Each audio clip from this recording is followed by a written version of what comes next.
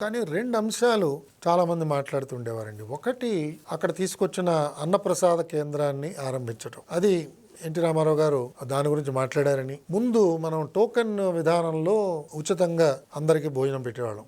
అందరూ అంటే ఎంతమందికి టోకెన్లు ఇచ్చామో ఆ టోకెన్లు తీసుకెళ్ళి వాళ్ళు చూపించి భోజనం తినేవాళ్ళు. అంతకు పూర్వం ఆయన కర్ణాటక రాష్ట్రంలో కొన్ని ప్రాంతాల్లో పర్యటన చేసినప్పుడు అక్కడ ఆయనకి కనిపించిందండి. అందరికీ ఏ విధంగా ఉచితంగా భోజనం పెడుతున్నారు, ఒక దర్శనం చేసుకోవడానికి వచ్చిన వాళ్ళందరికీ కూడా ఆహార కొరత లేకుండా ఎలా భోజనం పెడుతున్నారు ఆయన్ని దృష్టిని ఆకర్షించిందని, అది మనం తిరుమలలో ప్రవేశపెట్టాలని చెప్పి ఆయన మాట్లాడి అదొకటి అక్కడ ప్రవేశపెట్టారండి. ఇవాళ అది చాలా చాలా పెద్దగా అది అభివృద్ధి అయి సుమారుగా ఇవాళ ఆ ట్రస్ట్లో 1000 కోట్లు 1200 కోట్లు సమకూరింది.